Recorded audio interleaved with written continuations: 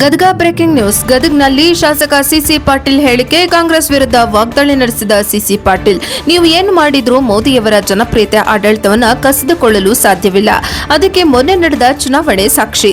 ದೇಶದ ಭದ್ರತೆ ಹಾಗೂ ದೇಶ ಪ್ರೇಮದ ಜೊತೆಗೆ ಚೆಲ್ಲಾಟವಾಡದೆ ಸಕ್ರಿಯ ರಾಜಕಾರಣ ಮಾಡಲು ಕಲಿಯಬೇಕು. ಮೊನ್ನೆ ಚುನಾವಣೆ ಬಹುತೇಕ ಹಿಂದುತ್ವವನ್ನು ವಿರೋಧ ಮಾಡುವವರು ಮಣ್ಣು ಮುಕ್ಕಿದ್ರು. ಉದಯನಿಧಿ ಸ್ಟಾಲಿನ್ ಮಾತ್ರ ಉಳಿದುಕೊಂಡ ಹಿಂದುತ್ವವನ್ನು ವಿರೋಧ ಮಾಡಿದ ಬಹುತೇಕ ಸಿಎಂಗಳ ಹೆಸರು ಇಲ್ಲದೆ ಹೋದ್ರು. ಚುನಾವಣೆ ನಡೆಯುವಾಗ ನಟ ವಿಜಯ್ ಅಂತ ಹೆಸರು, ಫಲಿತಾಂಶ ಬಂದ ನಂತರ ಜೋಸೆಫ್ ವಿಜಯ್ ಅಂತ. ಏನಾದ್ರೂ ಹಿಂದೂಗಳು ವೋಟ್ ಹಾಕುವಾಗ ವಿಚಾರ ಮಾಡಬೇಕು.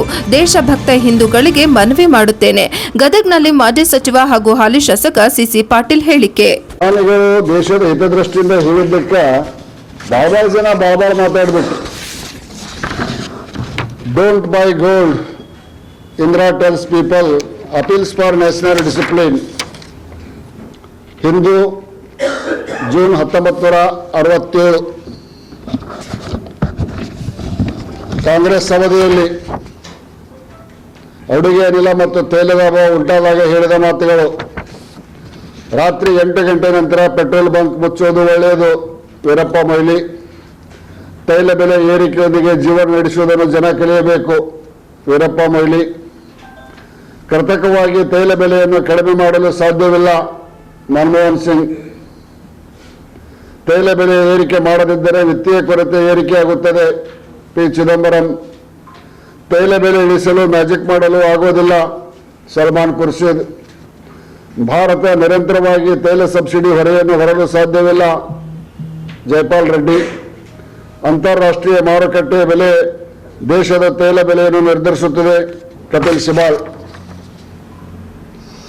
ಕಾಂಗ್ರೆಸ್ಸಿನ ಗಣ್ಯಾತಿಗಣ್ಯ ನಾಯಕರು ತೈಲದ ಪರಿಸ್ಥಿತಿ ಗಂಭೀರವಾದಾಗ ನೀಡಿದಂಥ ಹೇಳಿಕೆಗಳು.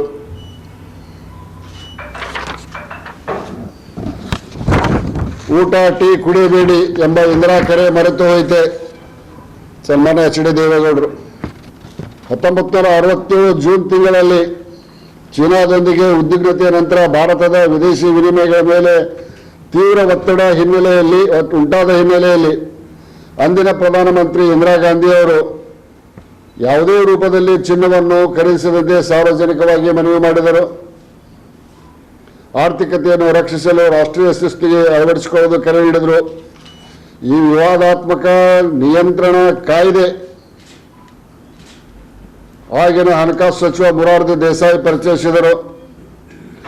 ಈ ನೀತಿಯಡಿಯಲ್ಲಿ ಭಾರತೀಯರು ಅನುಮತಿ ಇಲ್ಲದೆ ಚಿನ್ನದ ಗಟ್ಟಿಗಳನ್ನು ಮತ್ತು ಚಿನ್ನದ ನಾಣ್ಯಗಳನ್ನು ಹೊಂದಿರುವುದನ್ನು ನಿರ್ಬಂಧಿಸಲಾಯಿತು. ಚಿನ್ನದ ವ್ಯಾಪಾರ ಮತ್ತು ಆಭರಣ ವಲಯ ಸಹ ಕಟ್ಟುನಿಟ್ಟಾದ ನಿಯಂತ್ರಣಗಳನ್ನು ಎದುರಿಸಿತು. ಚಿನ್ನದ ಆಮದು ಕಡಿಮೆ ಮಾಡುವುದು, ವಿದೇಶಿ ವಿನಿಮಯ ಮೀಸಲುಗಳು. ಈ ರೀತಿಯಾಗಿ ಇಂದಿರಾ ಗಾಂಧಿ ಅವರು 1967 ದೊಡ್ಡ ಪ್ರಮಾಣದಲ್ಲಿ ಚಿನ್ನವನ್ನು ಖರೀದಿ ಮಾಡುವುದನ್ನು ನಿಷೇಧ ಮಾಡಿ ಕಾಯ್ದೆ ಅಂತಂದಿದ್ರು. 2013 ಯಾವುದೇ ಯುದ್ಧ ಅಥವಾ ಜಾಗತಿಕ ಸಂಕಷ್ಟಗಳಿರಲಿಲ್ಲ. ಆದರೂ ಪ್ರಧಾನಿ ಮನಮೋಹನ್ ಸಿಂಗ್ ಸರ್ಕಾರದಲ್ಲಿ ಸಚಿವರಾಗಿದ್ದ ಪಿ ಚಿದಂಬರಂ ಅವರು ಚಿನ್ನವನ್ನು ಖರೀದಿಸದಂತೆ ಕರೆ ನೀಡಿದ್ದರು. ಹೆಚ್ಚುತ್ತಿರುವ ಚಾಲ್ತಿ ಖಾತೆ ಕೊರತೆಯನ್ನು ತಡೆಯಲು ಚಿನ್ನ ಖರೀದಿಸದಂತೆ ಮನವಿ ಮಾಡಿದರು. ಜನರು ನನಗೆ ಒಂದು ವರ ನೀಡಲು ಸಿದ್ಧರಿದ್ದರೆ ನಾನು ಕೇಳುವುದು ಒಂದೇ, ವರ್ಷದವರೆಗೆ ಚಿನ್ನವನ್ನು ಖರೀದಿಸಬೇಡಿ. ಚಿನ್ನದ ಮೇಲಿನ ಹೂಡಿಕೆ ಸುರಕ್ಷಿತ ಎಂದುಕೊಳ್ಳುವುದು ತಪ್ಪು. ಚಿನ್ನದ ಮೇಲಿನ ವ್ಯಾಮೋಹ ಹೆಚ್ಚು ಆಮದಿಗೆ ಕಾರಣವಾಗುತ್ತದೆ. ಇದು ಆರ್ಥಿಕತೆಗೆ ಪೆಟ್ಟು ನೀಡುತ್ತದೆ ಎಂದು ಹೇಳಿದ್ದರು. These are all the statements given by the renewed Congress leaders. ಇದನ್ನು ಮರ್ತಿವತ್ತ ರಾಹುಲ್ ಗಾಂಧಿ ಬಿಡ್ರಿ ಮಾತಾಡಲಿ. ಅವ್ರಿಗೇನು ಆಡಳಿತ ನಡೆಸೋ ಗುರ್ತಿಲ್ಲ, ಏನೂ ಗುರ್ತಿಲ್ಲ. ಒಂದು ಪ್ಯಾಂಟು ಒಂದು ಟಿ ಶರ್ಟ್ ಹಾಕೊಂಡು ಹಿಂಗೆ ಹೊಂಟ್ಬಿಟ್ರೆ ಮುಗೀತು ಅವ್ರ ಕೆಲಸ. ಆದರೆ ನೋವಾಗೋದು ಈ ರಾಜ್ಯದ ಆರ್ಥಿಕ ತಜ್ಞೆ ಸುಮಾರು 17-18 ಬಜೆಟ್ಗಳನ್ನು ಮಂಡಿಸಿದಂಥ ಸಿದ್ದರಾಮಯ್ಯನವರು ಟೀಕೆ ಮಾಡಿದರು. ನರೇಂದ್ರ ಮೋದಿ ಅವರ ಈ ದೇಶದ ಸುರಕ್ಷತೆಯಿಂದ ಹೇಳಿದಂಥ ಒಂದು ಹೇಳಿಕೆಯನ್ನು. ಅಂದ್ರೆ ಕಾಂಗ್ರೆಸ್ ಎಷ್ಟು ಅಧೋಗತಿಗೆ ಇಳಿದಿದೆ ಅಂತ. ಇಲ್ಲೇನು ಪ್ರಧಾನಿ ನರೇಂದ್ರ ಮೋದಿ ಅವರು ಯಾವುದೇ ಆದೇಶ ಮಾಡಿಲ್ಲ. ನಿಮ್ಮಷ್ಟಕ್ಕೆ ನೀವು ಅಳವಡಿಸಿಕೊಂಡು ದೇಶದ ಒಂದು ಹಣಕಾಸಿನ ಪರಿಸ್ಥಿತಿಯನ್ನು ಮುಂಬರುವ ದಿವಸಗಳೊಳಗೆ ಸ್ಟೆಬಿಲಿಟಿ. ಈಗ ಯುದ್ಧ ಇನ್ನೂ ಮುಗಿದಿಲ್ಲ, ಅನಿವಾರ್ಯವಾಗಿ ಪೆಟ್ರೋಲ್ ಡೀಸೆಲ್ ಬೆಲೆ ಏರಿಕೆ ಆಕ್ಕವು. ಆ ದೃಷ್ಟಿಯಿಂದ ಹೇಳ್ಯಾರ, ರಾಜ್ಯದ ಹಿತದೃಷ್ಟಿಯಿಂದ ರಾಜಕಾರಣವನ್ನು ಮಾಡುವಾಗ ಮಾಡಲಿ ಕಾಂಗ್ರೆಸ್ಸಿನ ನಾಯಕರು. ರಾಷ್ಟ್ರೀಯ ಭದ್ರತೆ ಬಂದಾಗ ರಾಜಕಾರಣವನ್ನು ಮಾಡಿದರೆ ಇವರಿಗೆ ದೇಶ ಪ್ರೇಮಿಗಳಂತ ಕರಿಬೇಕು ಮತ್ತು ಇನ್ನೇನಂತ ಕರಿಬೇಕು, ನೀವು ವಿಚಾರ ಮಾಡಿ.